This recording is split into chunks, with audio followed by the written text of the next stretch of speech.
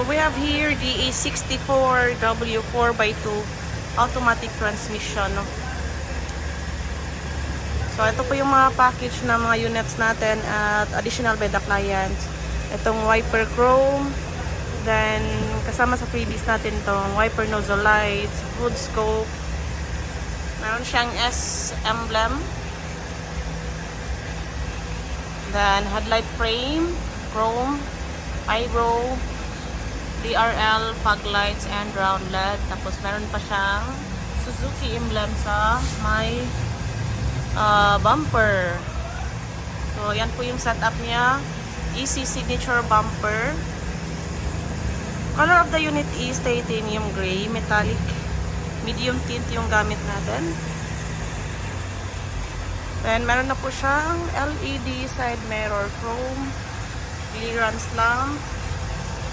Tapos yung rim upgraded na po, rim 15. So 175/50 R15 po yung gamit natin. So additional by the client po yan. Kasama na tong window trim, door pillar. Pero itong door handle chrome is free na po sa unit. Tapos itong water temperature gauge, additional po ni client. Momo steering. Also itong dual AC. So ayan po. Kasama sa package po natin mga ka-easy is dashcam, car stereo, tapos meron siyang car alarm, remote, dashboard under lights. Ayan po. Tapos yung unit natin is naka-aircon na. Meron siyang 4-eye backup sensor na with display. Pagka-reverse natin,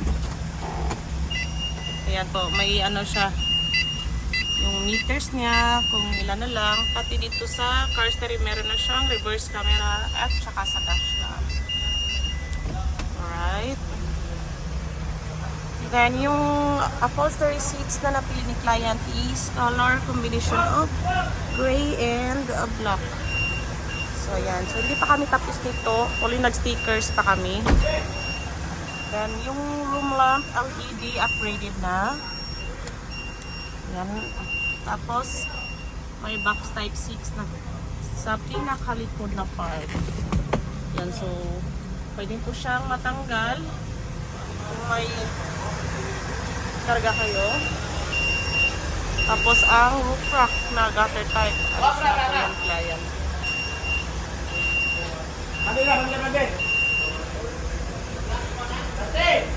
Tapos dito sa likod naka-easy signature bumper na po. Ayan. Tapos ito yung mga backup sensor, 4-eye backup sensor. Ayan. Yung reverse camera dalawa. Yung isa for dashcam, tapos car stereo. Plate holder kasama na.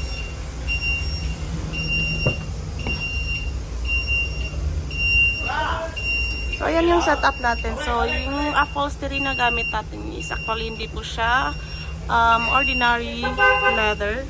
So, super quality leather po yung gamit natin. So, matibay pa po ito sa relasyon niyo.